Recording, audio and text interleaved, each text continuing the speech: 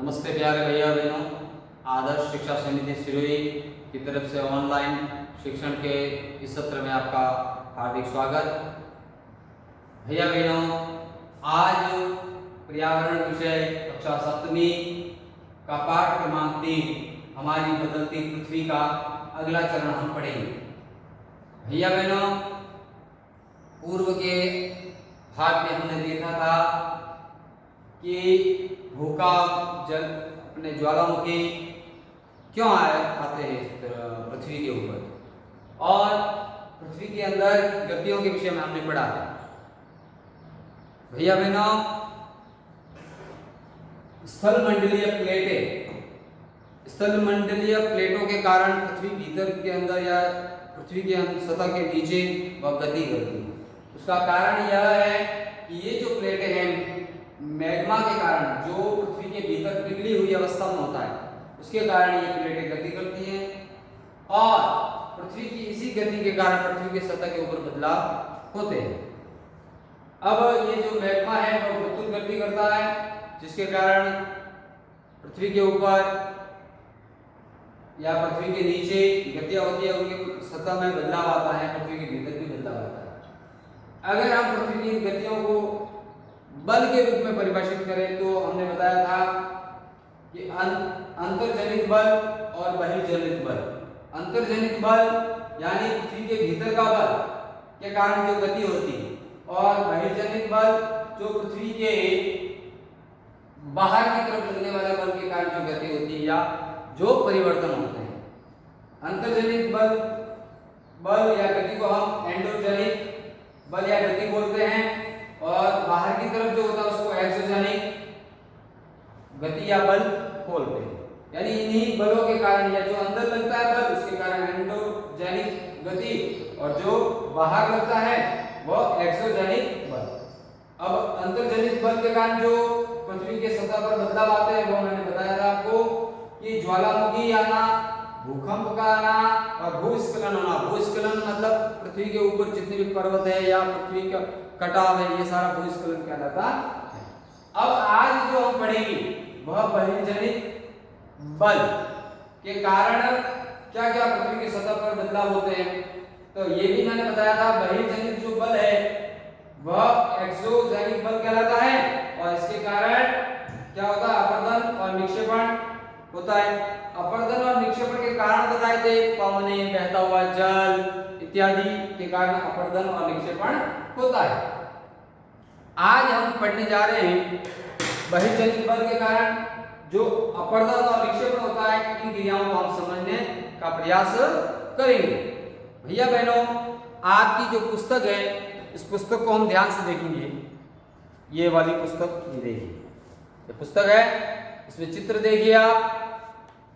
एक चित्र ये रहा नदी का, दूसरा चित्र जो ये है ये नदी के कटाव के कारण, और ये वाला जो चित्र है वह प्रपात का चित्र है, जल प्रपात कैसे बनता है उसका चित्र है। भैया बहनों, अब हम ध्यान से देखेंगे।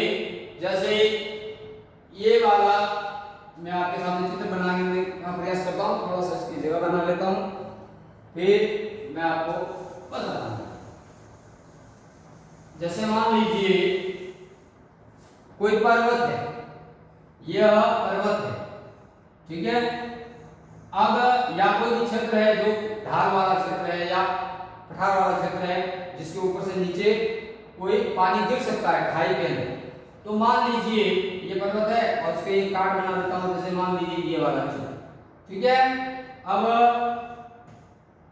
ये वाली शैल है, यहां से कोई झरना गिरता है किसी चट्टान के ऊपर गिरा, पानी का बहाव हुआ, तो जो मृदु चट्टान है या शैल है वह कटनी प्रारंभ हो जाती है, और कटनी प्रारंभ हो जाती है जिसके कारण क्या बन जाता है, यहाँ पे हल्का सा गड्ढा बन जाता है और पानी एक बहाव हो जाता है।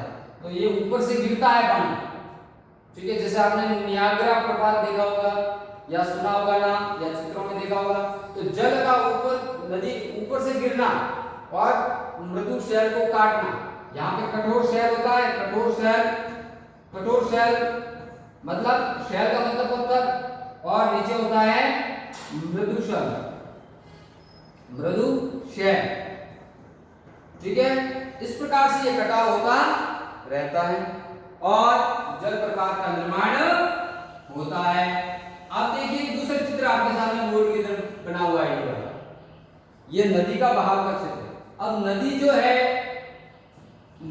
है वह पर्वतीय क्षेत्रों से निकलती है, पर्वतों से नदियां निकलती है मुख्यतः हमारे देश में, तो निकलती हुई आती है और आती इस प्रकार से मैदानों में प्रवेश करती है और उनमें क्या होता है, कटाव होता है। नदियां क्या करती है, कटाव के कारण इस प्रकार से आकृतियां बनती है। और देखिए एक चित्र बना हुआ है, बिल्कुल मैंने यही बनाया चित्र वापस।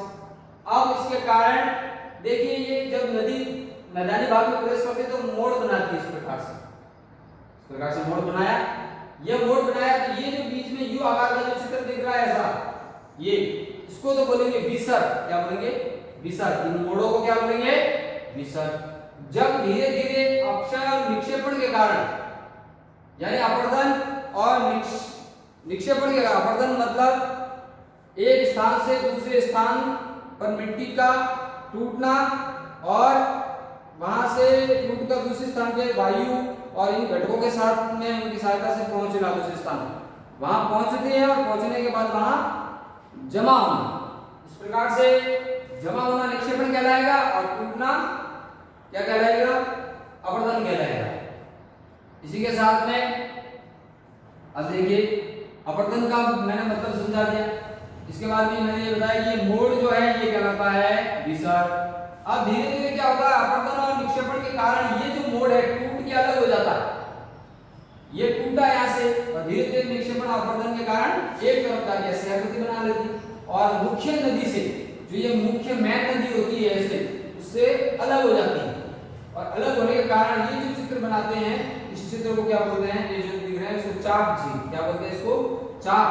यानी चाप मतलब एक धनुष है ना, दिख रहा है ना आपको आकृति, ये धनुष की जैसे यहाँ पे यदि धागा बांध दिया जाता है धनुष बन जाता है, तो ये चाप की तरह ये झील बना देती है जो मुख्य नदी से दूर हो जाती है।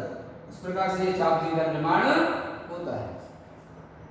धीरे धीरे फिर नदियां आगे पहुंचती है तो जिसके कारण उसकी और शाखाएं बन जाती है, जिनको हम कहते हैं वितरिकाएं। क्या बोलते हैं, वितरिकाएं। वितरिकाएं मतलब वितरण करने वाली, पानी का वितरण करने वाली वितरिकाएं जो समुद्र, जैसे मान लीजिए ये समुद्र है तो यहाँ तक पहुंचते अलग भागों में ये नदी बढ़ जाती है और वे विभिन्न माध्यमों से यहाँ पे पहुंचती है। एक साथ में तो मुख्य नदी है। अब यहाँ से ऐसे कैसे तो पहुंच नहीं सकती क्योंकि पृथ्वी की सतह कहीं ऊपर है, कहीं खाबड़ है, कहीं समतल है, कहीं, तो उस प्रकार से उसका कटाव, भूमि का कटाव हो जाता है। भूमि के कटाव के कारण समुद्र तक पहुंचते ये विभिन्न वितरिकाओं के माध्यम से पहुंचती है और नदी कई हिस्सों में बट जाती है। अब इस प्रकार से हम अगला इसमें आगे बढ़ना चाहेंगे, समुद्र की तरंगे। अब देखिए भैया बहनों, समुद्र, अब यहाँ पे नदी समुद्र तक पहुंची, अब समुद्र के अंदर क्या घटनाएं घटती है वो देखिए।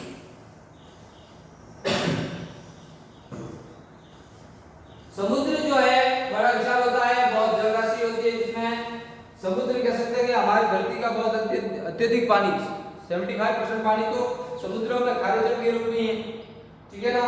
तो समुद्र में क्या होता है कि जब लहरें, जैसे मान लीजिए आपके सामने चित्र बना के प्रस्तुत करना चाहता हूँ, ये दो क्षेत्र और ये वाले मान लीजिए आप इसको किनारे मान लीजिए, क्या मान लेंगे, किनारे। अब समुद्र की लहरें उठती है या फिर ऐसे कह सकते हैं, चित्र ऐसे बनाना ऐसे उठती है, ठीक है। अब ये लहरें उठती यहाँ किनारे पे टकराएंगी तो किनारे पे कटाव निरंतर होता रहता है। इसी प्रकार से इनके अंदर कुछ चट्टानें जो होती है समुद्र के किनारों के ऊपर, तो उनके अंदर खोखला करती रहती है। खोखला करने के बाद में धीरे धीरे वह उसकी एक छत ही बच जाती है, चट्टान के अंदर जो चट्टान है वो, फिर वो एक छत बच जाती है, फिर धीरे छत भी टूट जाती है लहरों के बहाव के कारण। उसके उपरांत वह दीवार शेष रह जाती है। अब आपके सामने पवनों का कार्य है, आपकी किताब के अंदर एक टॉपिक है पवन का कार्य। पवन यानी वायु के कारण क्या बदलाव होता है, तो पवन जब बहती है या जो हवा जो बहती है वह क्या करती है, इसका मूल कार्य क्या है? मिट्टी को एक स्थान से दूसरे स्थान पर उड़ा के ले जाना। एक स्थान से उठा के दूसरे स्थान पर मिट्टी उड़ा के ले जाती है वायु, जिसके कारण एक स्थान की उपजाऊ मिट्टी दूसरे स्थान पे आ जाती है। इस प्रकार से मिट्टी का कटाव जो निरंतर होता है। इसलिए अपरदन जो है